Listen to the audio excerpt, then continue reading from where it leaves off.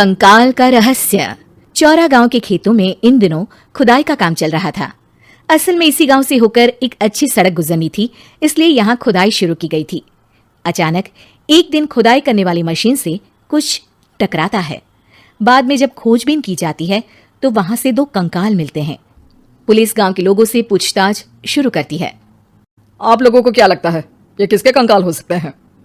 अरे साहब, हमें क्या पता ये किसके कंकाल है, आप ही लोग पता लगाइए। हम लोग तो बहुत ज्यादा डरे हुए हैं। हाँ, हमारी फॉरेंसिक टीम अभी आ रही है। ये बताओ कि इस गांव के रहने वाला कोई जोड़ा गायब तो नहीं ना? क्योंकि शुरुआती जांच में तो ये बात सामने आ रही है कि एक कंकाल किसी पुरुष का है तो एक किसी महिला का। साहब, हमें तो बहुत डर लग रहा है। ऐसे कंकाल मिलने का मतलब गांव के आसपास ही किसी की हत्या हुई है या फिर किसी को जलाकर मार डाला गया है। हाँ साहब, हम अपने परिवार को लेकर बहुत ही ज्यादा परेशान हैं। देखिए, आप लोगों की परेशानी हम समझ सकते हैं, लेकिन आप लोगों को पुलिस का सहयोग करना होगा, क्योंकि आपके सहयोग के बगैर हम ये पता नहीं लगा सकते हैं कि आखिर ये किसके कंकाल है और इनकी हत्या किसने की। ठीक है साहब, गांव के लोग आपका पूरा सहयोग करेंगे। हाँ साहब, पूरा सहयोग करेंगे। तो फिर ठीक है, हम अपनी जांच शुरू कर देते हैं। कुछ दिन बाद जांच रिपोर्ट आ जाती है। पता चलता है कि ये कंकाल करीब 20 साल पुराने हैं, यानी 20 साल पहले किसी जोड़े की हत्या कर शव को यहाँ पर दबा दिया गया था। इंस्पेक्टर राघव, ये बताओ कि 20 साल पहले की मर्डर मिस्ट्री क्या अब सुलझ सकती है? हाँ सर, क्यों नहीं। लेकिन अब सबूत और गवाह काफी मिट गए होंगे। मुश्किल तो होगी, लेकिन शायद किसी परिवार को इंसाफ मिल सके। इंस्पेक्टर राघव, आप बिल्कुल सही कह रहे हैं। किसी परिवार को तो इंसाफ मिलेगा ही और किसी को उसके किए की सजा भी मिलेगी। जी सर, मैंने तो जांच शुरू भी कर दी है। 20 साल पहले इस गांव के 2 जोड़े अचानक कहीं गायब हो गए थे। मैंने दोनों ही परिवारों के बाकी के सदस्यों से बातचीत शुरू की तो उन्होंने बताया कि उनके बच्चे शहर गए थे, लेकिन आज तक वापस नहीं लौटे हैं। लेकिन ये दोनों शव किस परिवार के सदस्यों के हैं, ये कैसे पता चल सकेगा? सर, मैंने डीएनए टेस्ट करवा लिया है। आज शाम तक इसकी रिपोर्ट भी आ जाएगी।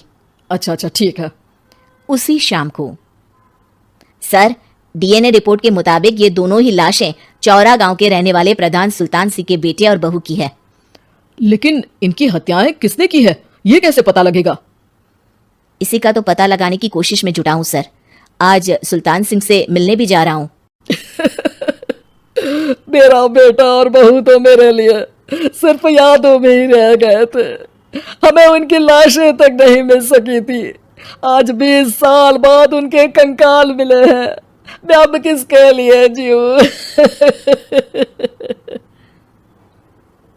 लेकिन सर, क्या आपकी किसी से कोई दुश्मनी थी? अपने बेटे बहू की हत्या के लिए आप किसे जिम्मेदार मान रहे हैं? अब मैं किसका नाम बोलूं? मेरी तो किसी से दुश्मनी नहीं थी, बस मेरे बेटे बहू को कोई वापस ला पाता।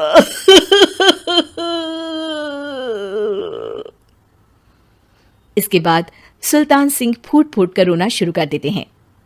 सर, अब आप इनका अंतिम संस्कार करवा सकते हैं। कम से कम इनका शरीर ना सही, इनका कंकाल तो आपको मिला है। लेकिन हाँ, अगर आपको कुछ भी याद आए तो जरूर बताइएगा।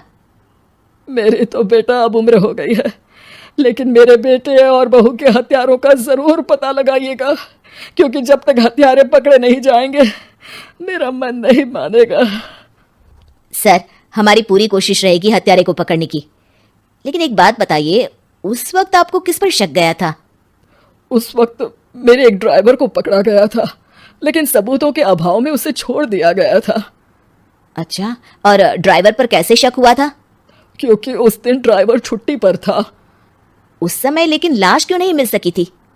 उस वक्त पुलिस ने बहुत कोशिश की थी, लेकिन दोनों की डेड बॉडी नहीं मिल सकी थी। ठीक है, हमारी तफ्तीश चल रही है, मैं फिर आऊंगा। इसके बाद इंस्पेक्टर वहां से चला जाता है और सुल्तान सिंह अपने बेटे और बहू की याद में खो जाते हैं। कुछ दिन बाद सुल्तान सर, एक बात बताइए, जब आपके बेटे बहू की हत्या हुई थी, उसी के आसपास आपके ही गांव का रहने वाला एक और जोड़ा उसी वक्त गायब हो गया था ना? हाँ सर, अलका और अभिषेक, वो भी मेरे बच्चों जैसे ही थे। तो फिर वो कहाँ है? उनका भी आज तक पता नहीं चल सका, लेकिन बताते हैं कि कुछ साल पहले अभिषेक को गांव के ही किसी आदमी ने मुंबई में देखा था। लेकिन फिर वो गायब हो गया। यानी अभिषेक और अलका की हत्या नहीं हुई थी, बल्कि उन्होंने किसी वजह से खुद ही गांव छोड़ दिया था। हाँ हाँ, हो सकता है, क्योंकि अभिषेक मेरे बेटे संतोष का अच्छा दोस्त था और उसका मेरे घर भी आना जाना लगा रहता था। हो सकता है कि उसने मेरे बेटे और बहू के बारे में सुन लिया हो और ये गांव छोड़ दिया हो सकता है। उनके परिवार का कोई अब नहीं रहता क्या इस गांव में? अब तो कोई नहीं रहता। एक चाचा थे, लेकिन उन्होंने भी अपना पुश्तैनी मकान बेच दिया है। वो भी अब कहीं शहर में ही बस गए हैं। ओह, अभिषेक और अलका के बारे में भी पता लगाना होगा। हो सकता है कि वही इस हत्या के बारे में कुछ बता सके। हो तो सकता है, लेकिन वो बेचारे तो खुद ही वक्त के मारे थे, वो क्या बताएंगे। फिर भी सर, जब केस दोबारा खुला है तो जांच तो करनी ही पड़ेगी, और इस बार तो लाशें भी बरामद हुई है। कुछ दिन तक लगातार तफ्तीश चलती रही। एक दिन थाने से सुल्तान सिंह को फोन आता है। हाँ, कौन बोल रहा है? सर, मैं कांस्टेबल तुलाराम बोल रहा हूँ थाने से। आपको थाने आना पड़ेगा। थाने? लेकिन क्यों? सर, किसी की पहचान करवानी है। अच्छा ठीक है, मैं दोपहर तक पहुंचता हूँ। सुल्तान सिंह दोपहर में थाने पहुंचता है। कई पुलिस के अधिकारी वहां मौजूद रहते हैं। सर, आपके बेटे की हत्या का रहस्य आज शायद सुलझ जाए। अच्छा इंस्पेक्टर राघव, पर वो कैसे? सर, उस आदमी को देखिए, क्या वही अभिषेक है? सुल्तान सिंह की आंखों में हैरानी से आंसू आ जाते हैं। हाँ सर, यही अभिषेक है। ये आपको कहाँ से मिला? सिर्फ अभिषेक ही नहीं, बल्कि इसकी पत्नी अलका भी इसके साथ है। मैडम, जरा अभिषेक की पत्नी को लाइए। जैसे ही अलका को पेश किया जाता है, सुल्तान सिंह जमीन पर गिर जाते हैं। सुल्तान सर, क्या हुआ आपको? आप अलका को देखकर गिर क्यों गए? सुल्तान सिंह सर पकड़कर बैठ जाते हैं।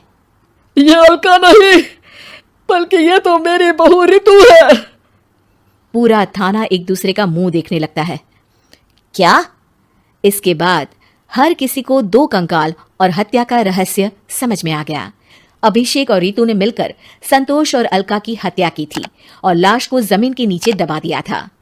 आज 20 साल बाद इस हत्या का रहस्य खुल सका था। ये अवैध प्रेम संबंध में दो मासूमों की जान गई थी।